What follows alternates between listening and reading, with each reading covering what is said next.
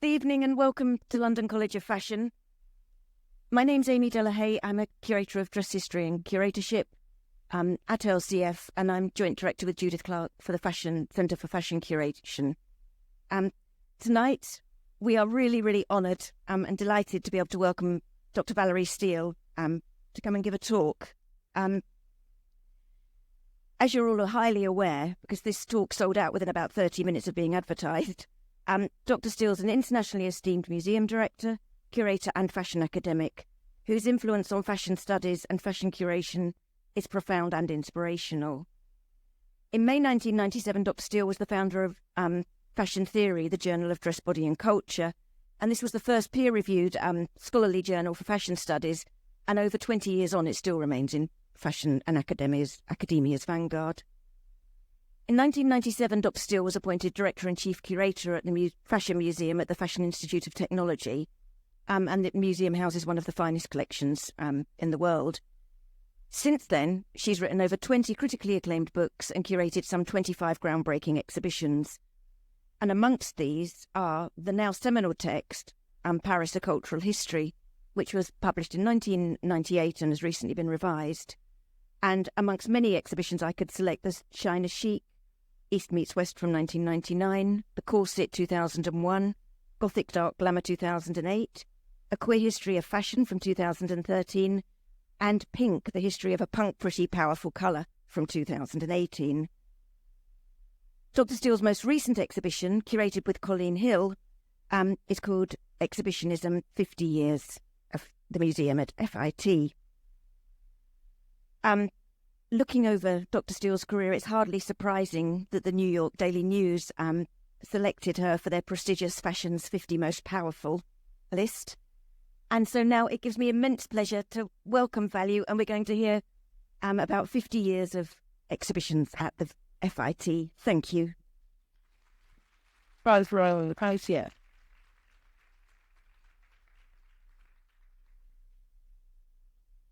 So, I guess we can dim the lights. I don't have to read any notes. I just have pictures here as an aid memoir. The museum at FIT was founded in 1969, which makes this our 50th anniversary. When it was founded, it was known as the Design Laboratory, and then later as the Design Laboratory and Galleries at FIT. In 1994, it was renamed the Museum at FIT, and then it was actually accredited by the American Alliance of Museums in 2012. So over that 50 years, the museum put on more than 200 fashion exhibitions, plus countless student and faculty exhibitions, but 200 major fashion exhibitions. So when we saw that the anniversary was coming up, I sat down mostly with Colleen, but also with Patricia Mears and Fred Davis, and started to think about what will be approximately the 30 most influential of these exhibitions. So naturally, certain things like Fashion and Surrealism from 1987 jumped to mind, which was done by Richard Martin and Harold Koda, and was an incredibly important exhibition that looked at the themes of surrealist art, the ideas of metamorphosis and transformation, the ideas of body parts and sort of voyeurism, and put it together with works of art and created one of the first exhibitions that really claimed that fashion itself was an art form. And that was really something that was very important to Richard Martin throughout his whole career. So that obviously had to be it.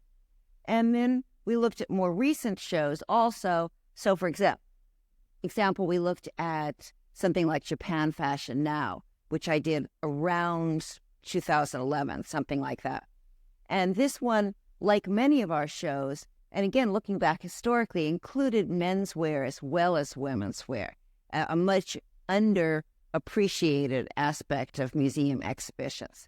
So as we started picking through the things, we started seeing certain themes and thinking about, other museums have done a lot of this or haven't done much of this, or, oh my God, museums have been doing this for decades and decades. So just as Amy just did the special issue of Fashion Theory on collections and has published on famous exhibitions. It seems that we've reached a point in the whole field of fashion curation to start really paying attention to the history of fashion collections, of fashion exhibitions, to try and look back in order to figure out where we want to go in the future. Because very often people make mistakes and think, oh, they only started doing that a few years ago. And in fact, as Julia Petrov shows in her new book, which is coming out, I think, next month, in fact, a lot of these things have been done for decades, if not for, centuries in the exhibition of fashion. So it's really intriguing for those of us who are either fans of fashion exhibitions or who work in museums or put on fashion exhibitions to see the various choices that curators and exhibition designers have been making over time. Let's see. This was one of the most recent ones. This was Colleen Hill's exhibition on fairy tale fashion, where she came to me, and before she'd even filled out the official, proposal explaining what she wanted to do, she said, I've been thinking about doing something on fairy tale fashion and things like Red Riding Hoods and, the long hair and Rapunzel. And I immediately thought, great idea. This is fabulous. Nobody's ever done anything like this. And so I encouraged her to do that. And when she was applying for grants, foundation grants, one grant awarder called me and said, I don't know, my board is really confused about, is this a valid topic for a show? And I said, well, I can guarantee you that she's doing really scholarly research on this, and I think it's going to be a really important and eye-opening exhibition. So anyway, this is sort of the range of shows by different curators over a period of 50 years. So we'll start now at the beginning. Back in 1971, the first director was Robert Riley. Now, he'd been hired in 1968, and the museum was founded as the Design Laboratory at FIT in '69.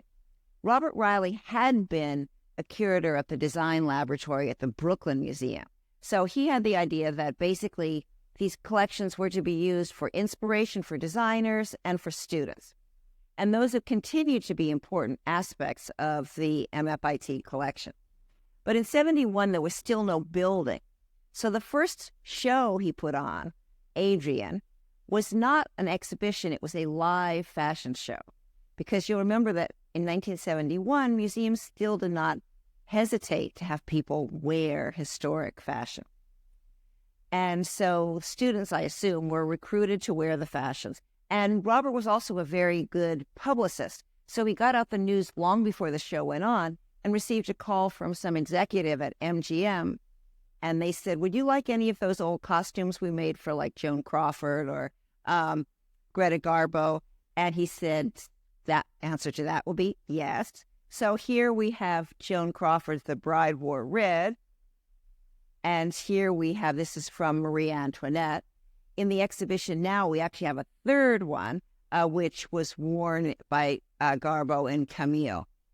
I'm going to be using this one next fall in Paris, capital of fashion, since, as we know, the work of making Paris the international capital was not just a question of French propaganda, but Americans and British and others were eager to promote the mystique and glamour of French fashion, including Hollywood. So the Adrian show was a live one. It included also his many suits and clothes he made for ready-to-wear. And one of the things we put on the labels was some of the many shows that each of these garments had been in. So this one had been in the 1971 live fashion show, but it had also been in one about the 1940s, which we took to the Kennedy Center in Washington, D.C., right near when I started at the museum, and was also one that graduate students worked on in our collaboration where we teach curatorial and conservation students how to put on a museum exhibition. So Adrian has been a popular topic. Then, a few years later, in 1976, when there was a building, Robert Riley put on the first big Paul Poiret exhibition. And this took up the lower gallery at FIT, which was even bigger then because we hadn't had to take away space to store our mannequins. So this enormous space, it was filled with a large, well, you'll see later on, there were not only these walls stylized to look like a Barbier fashion plate, but also there was a center set up to look like the garden of Poiret's mansion. And the only fake costume in it was the one that Poiret himself was wearing in this image, because that had long since disappeared. But everything else, Robert Riley went around and borrowed from museums in Europe, in America. He met and became friends with Denise Poiret in Paris, and he also was collecting from a lot of Poiret's old clients. So, for example, part of his modus operandi was he'd write to people, and I read these letters in our files in the library. He wrote to this woman and said, "I understand your mom was a client of Poiret's. How about I drop by your chateau next summer in Normandy and look in the attic and see what's there?" And the person would write back and go, "Oh, we don't have any of Mommy's old clothes, but of course you're welcome to come." And then he'd find the dresses, like a wonderful 1919 Persian fancy dress costume, and they would immediately give that to him because that was the thing to do then. And so after another summer there, when he met Denise Poiret, he came home and he told his staff, "We're going to do a retrospective of Paul Poiret." And they all said, "Who?" Because Poiret had died in the 30s in poverty and had been forgotten. So this was one of the first shows that really brought him back to fame. And the title, Paul Poiret, King of Fashion, and many of the garments were the same as the ones that were used later, decades later, in the Metropolitan. But you can see that for the time, 76, this was quite an interesting exhibition design. And among the press, there were articles by people like Bill Cunningham saying how exciting the design was. It gave you a real sense that you were in Poiret's garden. Then Givenchy, Hubert de Givenchy, there was a show about his work, which was done a year before or a year after, I can never remember, the time the Costume Institute did the Yves Saint Laurent show.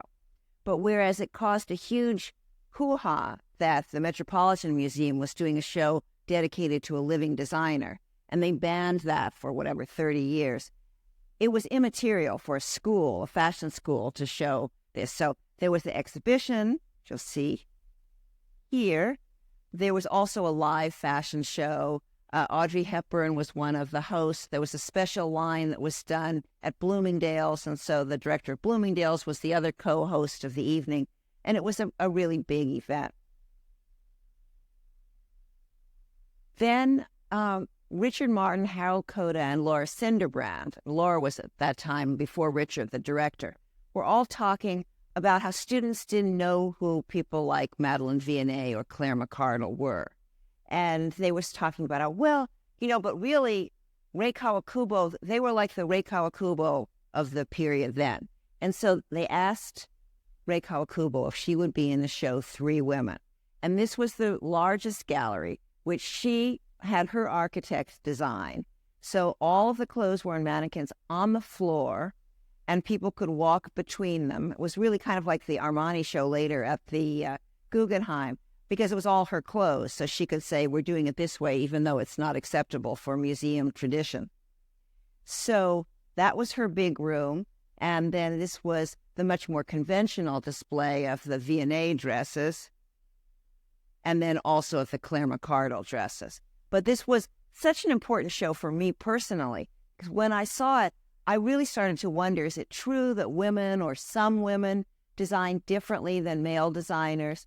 And it really inspired me to research and write my whole book, Women of Fashion, 20th Century Designers, because it was such an intriguing question to see how there were some women for whom the criteria were so different. Vianney was so interested in having clothes that would move.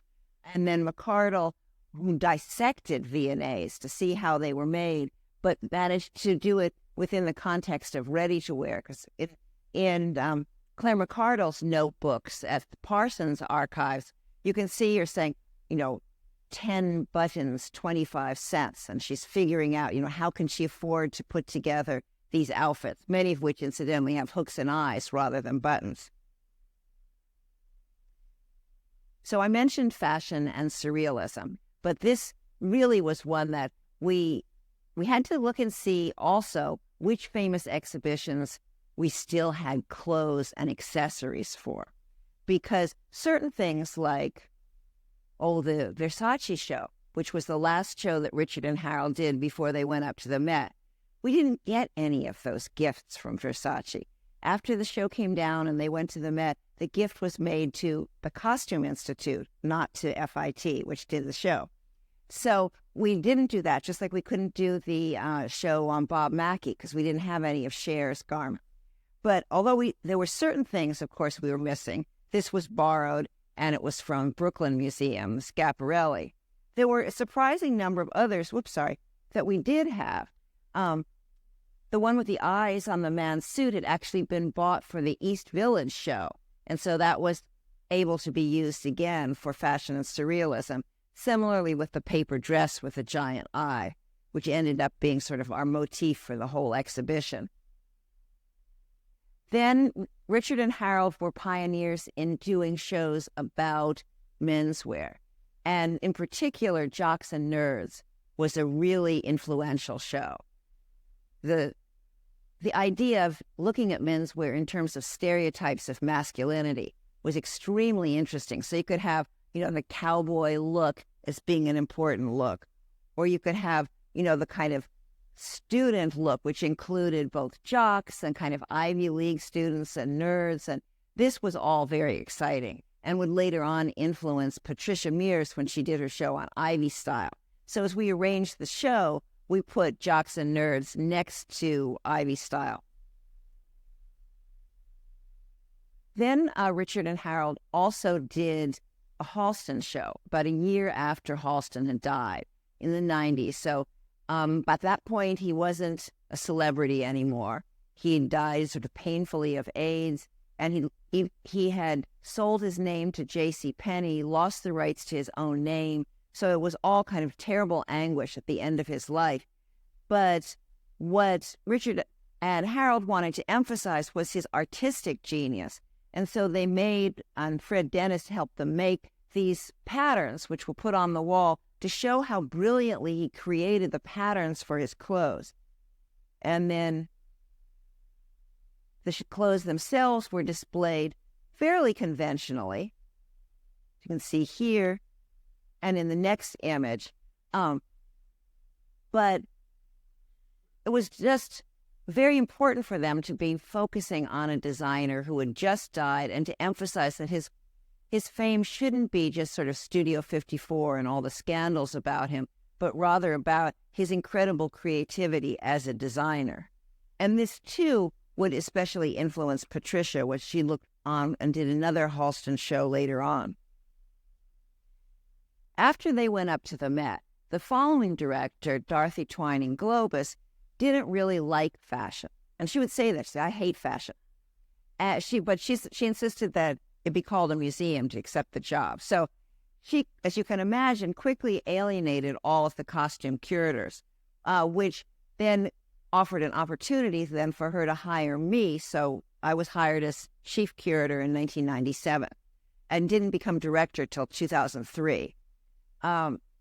So she brought in for a long time, she'd bring in external people. Like she did a show, this one here, which was rather interesting, which was about recycling, way before that was a popular theme in about 1995, and so she hired another co-curator for herself, and they had recycled objects of all sorts, but including some which were important fashion pieces. So like the Shuli Butt piece in the middle, then, which we've used subsequently for lots of other exhibitions, because he was from Mali and worked in Paris and worked out of used materials. And she also got some important early Martin Margiela, but again, not out of any interest in fashion, but because there was a theme, recycling, that fashion could be a part of. Here you see another piece by Shuli Butt, which these are so great because he talked about the whole kind of bricolage and putting together of new outfits that was so common in West Africa. And the idea that you can go to, kind of a big market where things were dumped in from Goodwill and pull things out and create and unravel and redo things to make new clothes, which subsequently we've used in eco-fashion and in global fashion capitals and in Wearing Memories. A lot of different shows had this kind of recycled material was useful.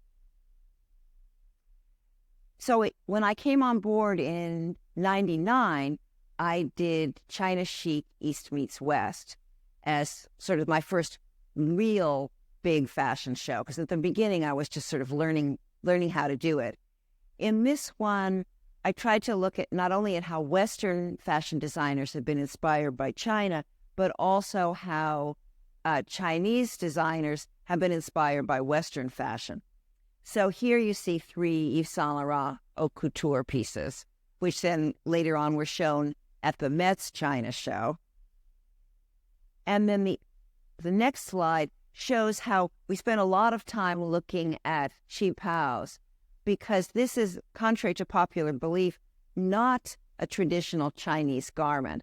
It was an incredibly interesting modern hybrid fashion invented by women, particularly in Shanghai, Chinese women, who combined the idea of a Manchu long robe for Manchu women, a Chinese man's long robe, because Chinese women tended to wear skirts or trousers and a short jacket, and Western women's fashion from the 1920s and 30s. So you get this incredibly novel design, which also had an impact in as much as when you were wearing this modern girl fashion, you really couldn't also have bound feet.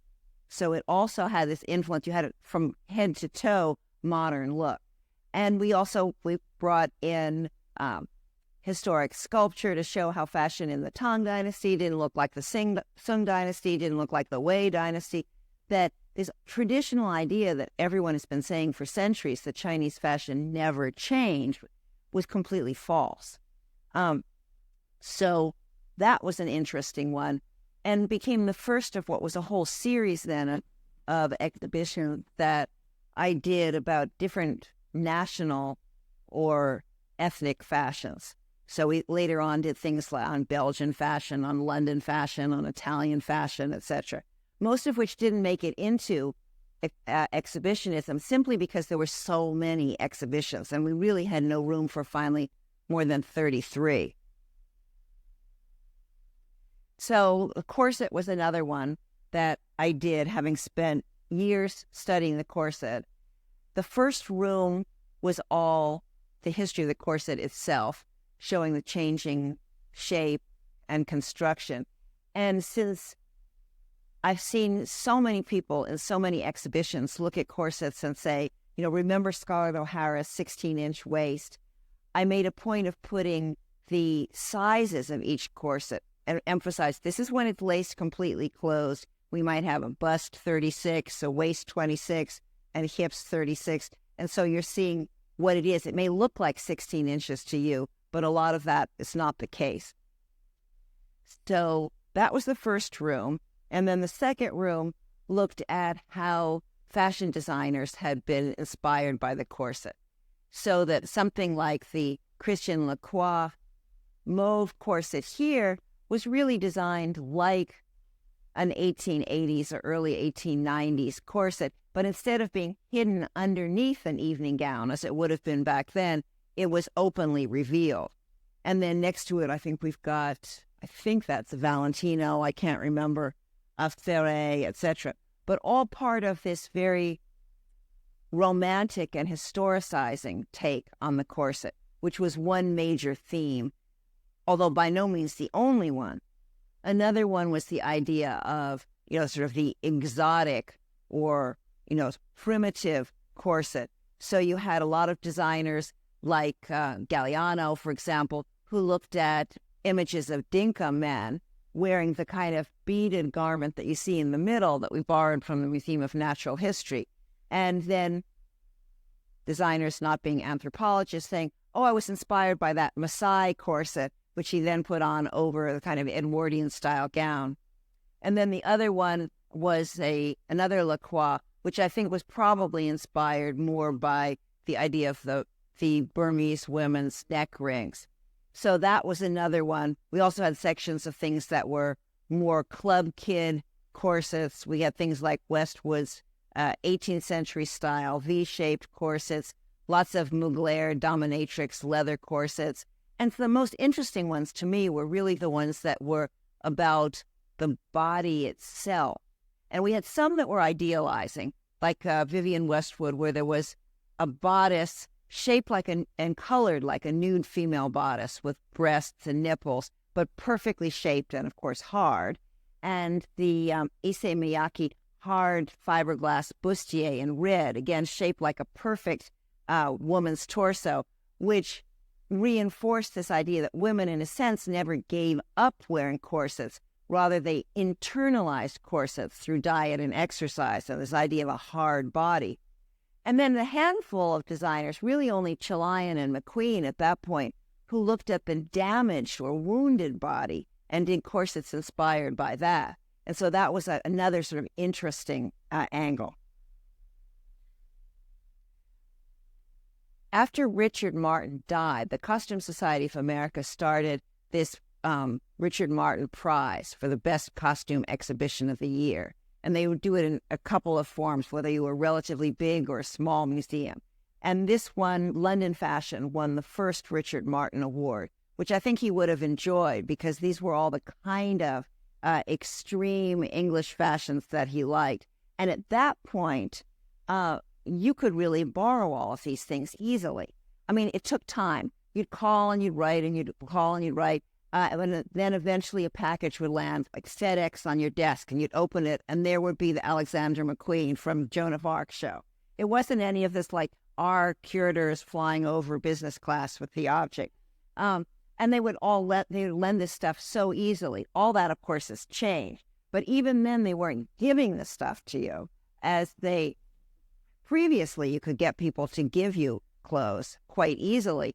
But that really has disappeared, especially since all of the important fashion houses are starting their own archives. So very often you have to explain at length what the show is about while they'll consider whether they'll lend it to you. And we also, of course, had the section on all the punks. This was one of the shows that we got some funding for. Funding's always a big issue unless you have Anna Wintour in your back pocket.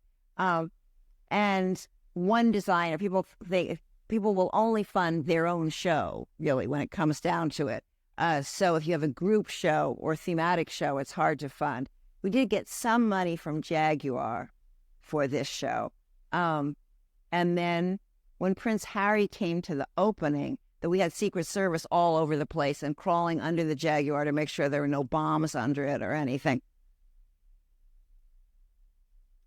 Now, this one is interesting. This is from one of the many master's classes that we put together with the MA students at FIT.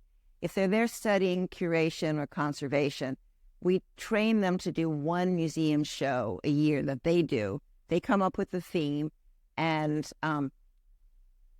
they use clothes from our collection and images from the library's archives. And there's a small gallery FIT, so there'll usually be less than half a dozen garments and then a lot of images. So this was from their Lucille show, which was, I think, one of the most beautiful of the shows. So that was the little set which we recreated for that dress, and then another Lucille. So let's see what's going on here. This is from the Madame Gray show. This was Patricia's Madame Gray show, which Patricia Mears is now the deputy director. She was one of my first cohort of students, and I would say my best student. And then Colleen was a student of hers, so I feel like I'm Colleen's grandmother. But anyway, Patricia wrote her master's thesis on Madame Gray, and she wanted to look at how there were other aspects to it apart from the neoclassical aspects. So there were some which were ethnographic, and there were others where she was exploring other approaches to dressmaking. So it, of course, got this, and then we did have, of course, a neoclassical section. This is when we were working with one designer. This was the first time he used columns. And then he used columns again for another show. And then for yet a third show, he again was producing columns, at which point that was when I said, we've worked together long enough. Thank you very much. Because even if you have a good designer, sometimes it starts to get repetitive. But this was quite beautiful. And then, of course, later on was taken up when Olivier Sayard actually presented his Madame Grey show at the Musée Bourdelle in Paris with neoclassical sculpture all over the place. So not just fake columns, but real 1930s sculpture. Then I had wanted to do Gothic for a long time. I lectured to my students back in the late 90s about Gothic style, back when that Chanel introduced that black nail polish, and there were a lot of Gothic-y things happening in the late 90s, right before I came to the museum. And so then Amy's show about subculture was really important to me. And then Judith's show, Malign Muses, was very important to me because both of them made me think about this connection between subculture and high fashion and about the importance of an immersive set, a mise-en-scene. And so for this exhibition, I worked with Simon Costin, who's done lots of art and design work. He's worked with lots of fashion designers, including particularly Alexander McQueen. And he has a very Gothic sensibility. So I knew he would be great for this. And I would say things to him like, one area is I need a laboratory where fashion monsters are created. That's so Gothic. So he'd seen horror movies, with rubber walls, and then he hand-carved these faces pushing through. Kei Kagama, Japanese designer working in London, did these sort of Frankenstein-like garments. And then you have the McQueen wounded corset, which we borrowed both for the corset show and for this one, which is made out of molded leather with big Frankenstein stitches in it. It's such a powerful, incredible piece. And people were really freaked out by this. Then there were lots, we borrowed from Galliano and did various sets. This one was inspired actually by a window display that Simon Doonan had done years before for Barney's, where he had a coffin lined in white satin with a Thierry Mugler outfit in it. So we had this fabulous Thierry Mugler vampiric dress, and we put that there with the costume next to it by Eiko Ishioka from Bram Stoker's Dracula. Of course, I wanted a ruined, a Gothic ruin. So we had that with, again, McQueen from the Salem witch trial dress and the Galliano for Dior about the Marquis de Sade. That was really fabulous. And then we also got this from the McQueen sort of Madness collection. And I told Simon, I said I wanted him to do, in effect, architecture that would show a disturbed mind. And so he did this all oversized doors at angles, and we had the mannequins, so none of the mannequins had anything to do with the others. They were all isolated and sort of miniaturized within their own frightening world. So that was kind of a big part of putting it together. And I think it was our first sort of really important mise-en-scene, which most people liked, although I had a bunch of Italian fashion visitors who came through looking more and more unhappy. And finally, one of them sort of, it's like a Halloween show or something. And then we came to Galliano's Marchesa Casati dress.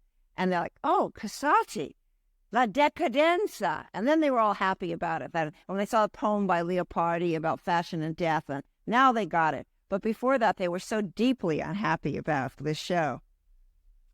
And Patricia has been a big fan of showing that American fashion is not just blue jeans and sportswear. So she did this exhibition, American Beauty, where she looked at everyone from Charles James, who I know you think he's British, but we call him American because his mother was American and he lived there for a long time. So, and Ralph Rucci and others. So her whole interest in it was in designers who were thoughtful and creative about how they made the clothes. And it was kind of controversial because a lot of very famous designers didn't get into the show. Because it was not the big name, big success designers. And later on, we did a show which was working with the American Council of Fashion Designers, which was much more predictable. That was their roll call of designers. But here you can see things like the Rodarte. I think those are roses, aren't they? Amy, going down the front in pink. What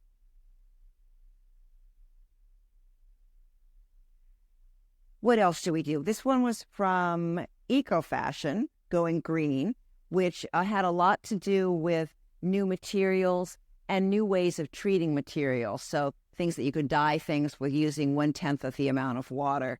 What was interesting about it was that it covered not only contemporary fashion, but also went back historically for 250 years. So we showed things like, a dress dyed with us or poisonous aniline green dye. And the curator, Colleen Hill and Jennifer Farley, the curators put together labels which indicated in what ways various garments were unecological, because there were many ways. It could be cruelty to animals. It could be endangering the workforce. It could be polluting the environment. There were a number of different ways that you had to address all of these if you wanted to have really sustainable fashion. Just to shoot you back with the Japan show, the interest I had in this one was there'd already been a number of exhibitions about the Japanese revolutionary designers, Rei Kawakubo, Yohji Yamamoto, Issey Miyake. And they were always this trio, and they were always treated like, and they proved that fashion was art. In the 80s, they proved this. And I kept thinking, well, Tokyo's one of the greatest fashion cities in the world. It's still making fashion. What's happened since 1990? So the exhibition was to look, we had a section in the front about the 80s, but the main part was to go up to the present and also to look at themes like menswear, high fashion, and also various kinds of youth and subcultural styles, like kind of Gothic Lolita styles. So that was kind of fun. And we also did a live fashion show of Lolita fashions. And we had one of Japan's representatives, Miss Cute, who was a superstar, came and had that. That was 700, 800 people. It was a mob scene. It was absolutely fabulous. I worked with Daphne Guinness on doing her show. This particular image comes from a para-hologram that we did of her we spent a whole part of a Saturday. It's not a real hologram because we didn't point two lasers at her, which is what you'd have to do for a real hologram. We pointed two cameras at her. So it's also known as Pepper's Ghost. You have an image which looks three-dimensional and can move. And so that was enormously fun, really, really fun, spending, a year and a half, 2 years looking in her closet and choosing things. Almost everything that I wanted, she loaned. So that was quite cool.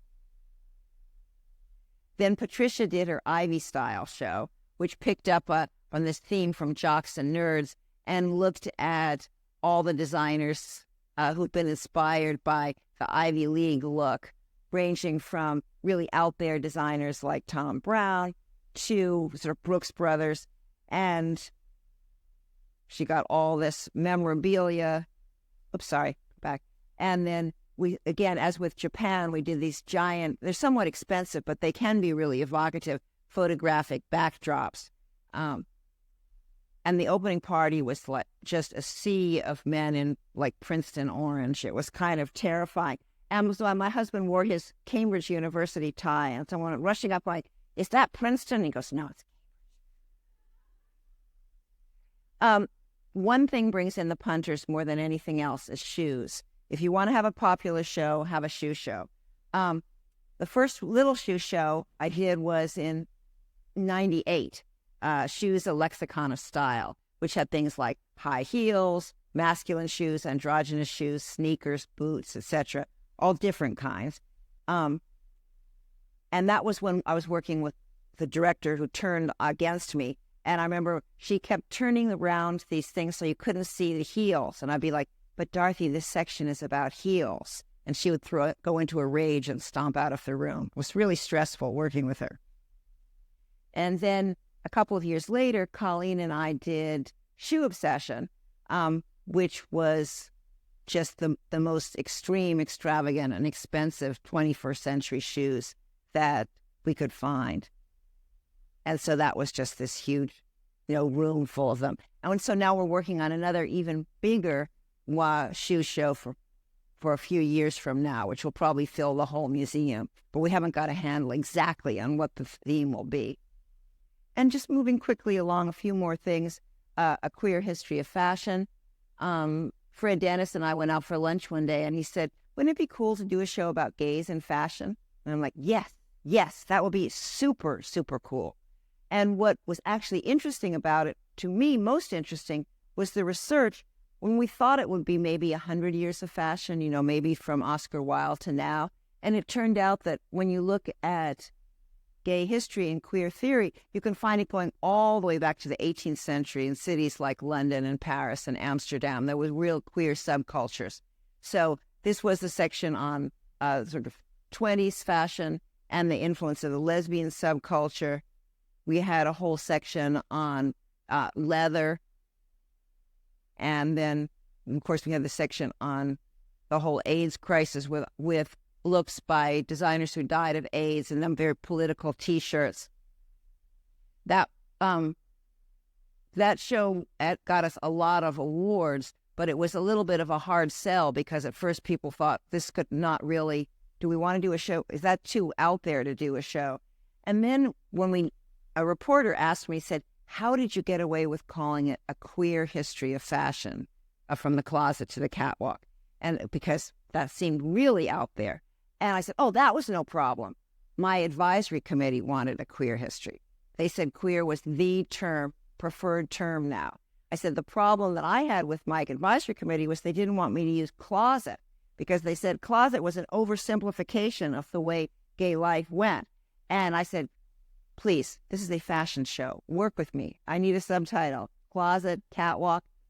So they said, okay, you can use closet. So I'll just give you a few more. This was Patricia's show about the 1930s, where again, she mixed men's and women's wear. And she had things like Fred Astaire's shoes. She also had things which were from not just Paris or New York or London, but also from Shanghai, from Havana, to show that, the elements of this really elegant modernist style were around the world. This was from the show Faking It, about both licensed copies like this licensed Chanel and unlicensed copying. That was done by two younger scholars. Then YSL and Halston, Patricia compared the two designers, very different, but both hugely successful in the 1970s. So this was an extremely popular and beautiful, beautiful show. Partly inspired, I think, by the Halston show. We have the best collection of Halston in the world, and we had not long ago done something with the Andy Warhol Museum on Halston and Warhol, although they were very difficult to work with, and ultimately we didn't bring that show home to us. But it was a show that really brought back the ambiance of that decade. Global Fashion Capitals was, again, two young curators worked on this, one of whom, Liz Way, is still with us. And so here we have a designer from Lagos, a designer from Seoul, and they identified about 24 non-traditional capitals around the world. Denim, done by Emma McClendon, everything from workwear to high fashion. Fairy tale fashion. I'll just show you a couple of as my little neighbor who's like 4 said, that was a very scary picture for your show. So, but then the actual show itself was really quite fabulous. You'll notice some of them where it's much simpler. This was a show about Black fashion designers, or in the Fashion History Gallery, which can't really be redesigned every time because it's just an L. So that has to be much simpler. Scott Barry, an African-American designer, from Colleen's show about Paris fashion from 57 to 68. We usually look at 47 to 57, the glamorous golden years of couture, but the next decade are also kind of interesting when you suddenly see all these often women designers coming up and doing pret-a-porter that's very young and fun. In the Fashion History Gallery, this was one of my favorite. It was so charming, Force of Nature, and it looked at issues like theories of evolution and fashion, ideas about botanic garden and fashion. So, botanic garden. Patricia, as part of her bringing in menswear as well, also did expedition, which was about how explorers' clothes, whether safari clothes or space age clothes or undersea clothes, have influenced high fashion. So we had some real Eskimo parkas, and we had Charles James' first puffer jacket from the V&A, and we had our rocket with all the space age fashion. Then we did the show The Body, Fashion and Physique, which looked at how the fashion industry's been complicit, obviously, in focusing on certain preferred body types, which have changed over time. And now there's at least some more interest in having alternative range of body types. And then Wearing Memories, this is Unraveled. This is Unraveled, which looks at partially finished or deliberately taken apart clothing. And then just the last couple of images are some of the ways that we try and bring the public in. So when we did our dance and fashion show, we brought in the same steppers who had worked with Rick Owens and had them give workshops and performances. For fairy tale fashion, we brought in all of these kids then and had them learn about different aspects of fashion, like jabot and top hats and things like that, which they memorized and made. And then just the kind of things for our study collection. I mentioned we make toiles, but also have things which were really excellent clothes, but still possibly not as important as the things in the permanent collection, so they can have all of their classes. So this is a very, very fast run through of how we tried to look at our history and what we were doing as part of a contribution to a much wider international study of how different curators are treating their collections and exhibiting them. And so we'll have next month a big symposium on exhibiting fashion, which will look at some of the many different approaches that are being taken around the world and across time. So thank you very much.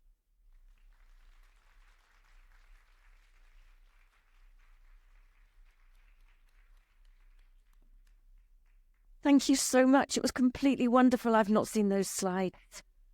What a treat. We've got time if people would like to ask Valerie questions. I'll think I've been a big failure if there are no questions. Okay, good. Hi, I'm from Shikmi. We actually do the biggest fashion events marketing in America and in London. And recently we've been contacted by the Grammy Museum in LA. Yes. So to do something together, because they always did with music. Yeah. And then they want to do fashion because they had a couple and they was really excited. We cover all the designers in LA. And then we have, of course, celebrities. So we actually now in the process of putting something together. But It'll be about fashion and music? Yeah. And yeah, exactly. And we don't want it to make it, too commercial or not have depth. Yeah. So I think I know one is to hire a researcher for sure. I think one thing that I would always recommend is put together an advisory committee. You don't have to spend a lot of money, but you can bring in people to have a couple of meetings and discuss what are issues that should be covered, and then definitely hire people to write essays for catalog, because the exhibition's not going to last for more than 6 months. For scholarship, you want something that's going to last, well, not forever. Books are fungible, but they have a shelf life that's a little bit longer than an exhibition. And we should hire a particular fashion curator for this? You think you want to look for at least one, maybe two fashion curators, someone who's got real expertise in whatever kind of music you're going to be emphasizing. We're talking about doing a hip-hop show in a few years for the anniversary of hip-hop. And yes, we're working with somebody who's done a lot of research and writing on hip-hop. Yeah, that's a great idea. Yeah. Question. One of the cool things also about that is, like a queer history, you're bringing two different fields together, and then you can get so much more knowledge out of that bringing it together. Yeah, very little, exactly. I think that's a terrific idea. You. Hi, thank you for sharing. That was really lovely to look at the retrospective of work that you guys have done. I wanted to ask, because some of the ideas are very genius, what were some of the most successful shows in terms of foot traffic and reception? And what were some of the feedback that you got from shows that you thought were going to be successful that weren't? That weren't so? Well, it's hard to have hard numbers for the early shows because there was no counting being done at all for decades. And then later on, the counting that was done was the guards would click, but there's human error and people will get talking with each other and they wouldn't necessarily do it. So it's only the last 3 or 4 years that we have real hard numbers because we have automatic clickers. When you walk through the door, going in, it clicks you. So I know that the Bob Mackie show was insanely popular. And that's why it was heartbreaking that we couldn't include that in Exhibitionism. But we have one not very interesting Bob Mackie dress.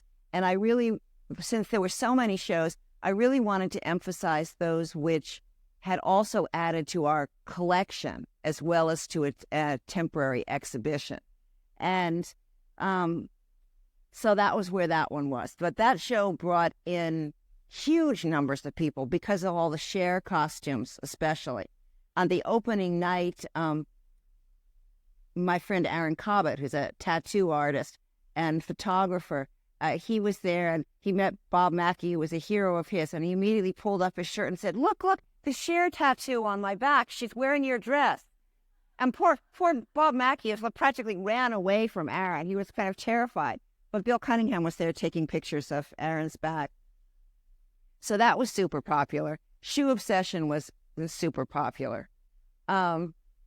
Certain ones brought in different people. I mean, when I worked on Gothic, I had an unofficial advisory committee. You know, I had as many goth kids as I could find who were so smart and creative.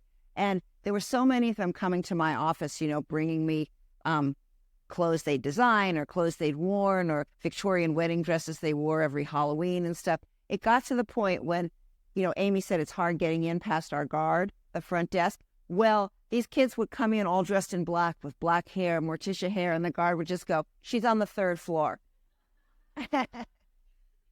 So that was very popular. And one thing that was nice was that they said, instead of, whereas with your show, they said, I was a goth and I didn't wear that. This one, people were writing in it like, wow, you got it right. You were not patronizing. You were not.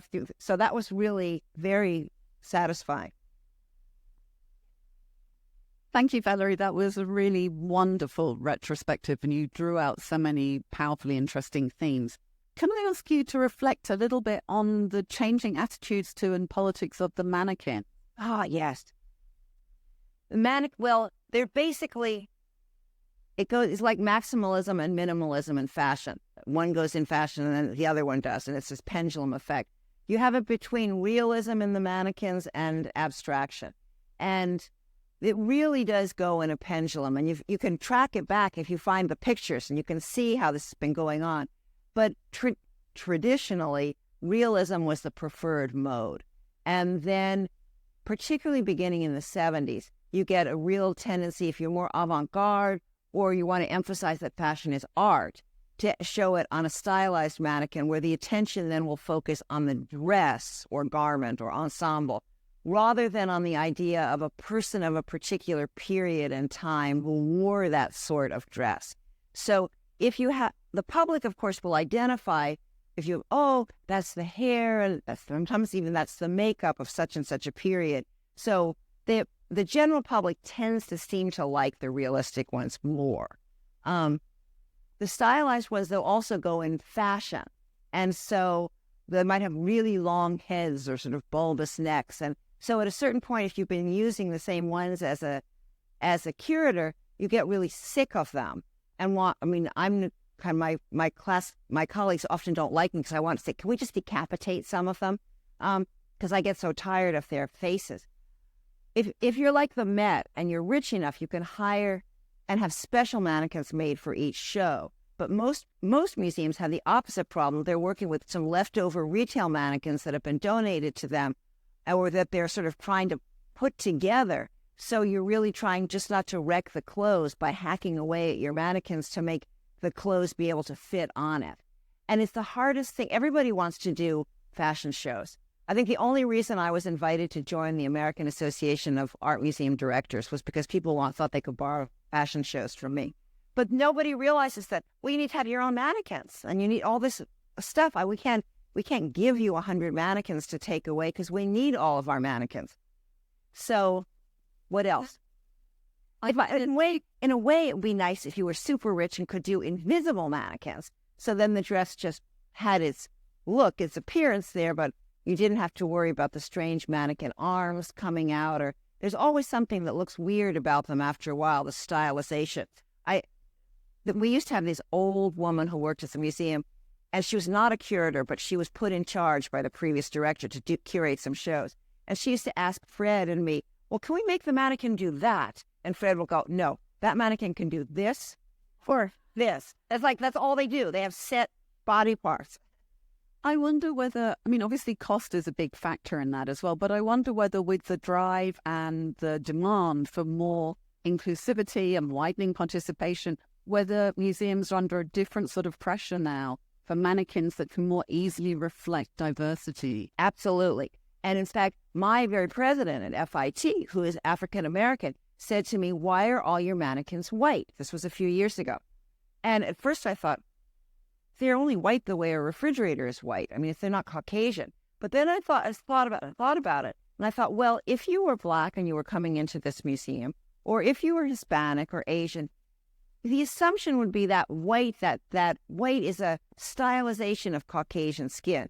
So we immediately looked and we found that the Schleppy mannequins, which were our dominant type of mannequin, also came in a kind of almond color, in sort of medium brown, and in a very dark brown. So we ordered hundreds of them so that we mix it up and we try and have the shows include all different colors of people. When Emma did her show about the body, fashion, and physique, she specifically didn't want to have it on any mannequins because the body shape of mannequins is so stylized and idealized. So she wanted to have it on dress forms, which were manipulable to all different sizes. Another size problem that you have is that a lot of the most high fashion things are tiny. So on top of everything else, we had to do special orders for special tiny mannequins to even show some of our clothes at all. We have some which were large mannequins, but they were from a period when you had sort of they were stylized, designed by Ruben Toledo. So they don't really fit into a show unless they would all be odd men out. So that's problematic. But we have several hundred mannequins of different sorts, some realistic Ruthsteins, a lot of Schleppies, some the French kind. The storage is a big issue. That's a huge, huge issue. There were others that I would have liked to keep, but you can't keep them all. And then the retail ones always look so wrong after a while. And they have all the body from different periods. And so it's completely wrong on any historic things. And if you know how people stood in the 80s versus the 70s, they're wrong even for those. Thank you very much, Valerie. That was really fascinating. You talk about exhibitionism looking at the past 50 years of fashion curation at FIT. Where do you imagine fashion curation could be 50 years from now? That's a great question. 50 years ahead, I don't know. If I had that kind of foresight, I would be very rich on the stock market. But I think that we're seeing much more globalization in terms of fashion exhibitions, so that we're seeing lots more, not just traveling exhibitions, but interest in fashion schools around the world, museums having fashion exhibitions around the world. We've been approached by museums in South Africa and China who would like to have shows come. It's hard on the clothes. So what I try and say to people is it's good if you can grow your own fashion exhibitions from where you are and try and, for example, work with local designers. Like I think working with LA designers in LA show is genius with all the new museums in China, it's like there's lots of great Chinese designers. Do some shows where give them some publicity here. Don't just rely on bringing in a big Dior show. And you can do interesting things with that. And think of sort of thematic things you can do. I think there's also a lot of interest in trying to make, well, we had a question this afternoon, which was very interesting, which is about how you could make exhibitions more sustainable. Because there's a huge amount of waste that goes on in exhibition, especially if you're getting new sets of mannequins for each show, but also just in terms of you build the set, you tear them down, but you can store some of the lumber, but what about all the cases? Some of them are specialized cases or those columns, like, we saved a couple of columns, but so that's, again, sort of an issue. I think that one thing that's going to be more and more of an issue is control of the story, because as all of the big fashion houses are building their own archives and now hiring their own conservation and curatorial staff, they put on their own shows and they're really not willing to just hand it over to a curator at another museum and say, right, you do a show about us. Even if it's a theme show. I mean, I remember doing Downton Fashion, and famous fashion houses were like, well, who else is in the show? Like, what's going on? I mean, it's sort of, was the show worthy of having famous designer X in it? So they can have a sort of a stranglehold on particularly couture pieces that way. So I think that that's going to have more and more of an effect. You'll need some kind of connections to be able to get things out of archives of fashion designers. Yeah, that's why I saw there was one over there.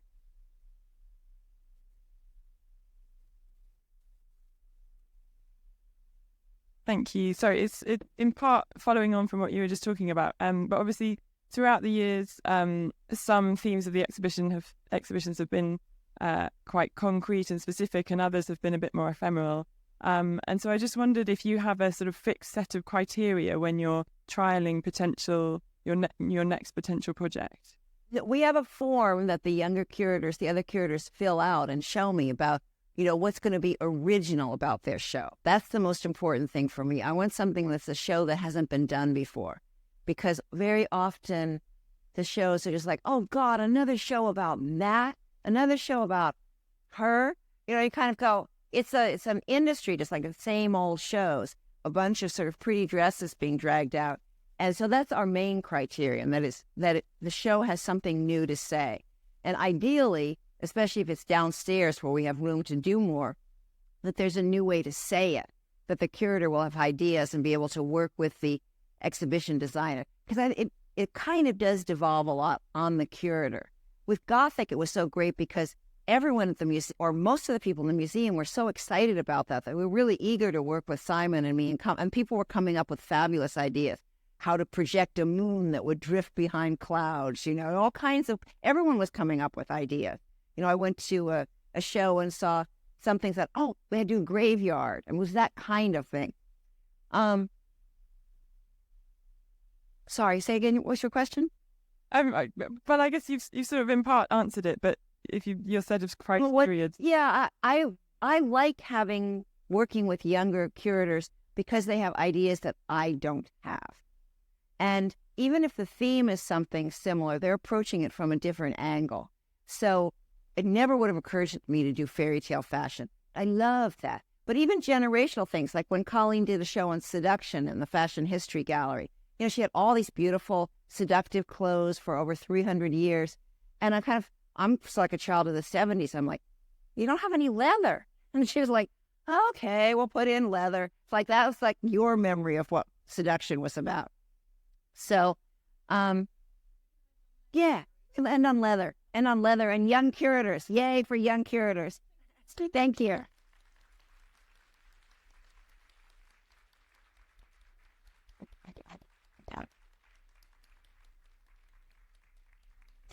Thanks so much. But over the years, I made it some minute. You were shy and big, it's most of course to the little one Stafford House. And then we're going, so if you'd like to come and ask Valerie something, they do the 10 minute. Said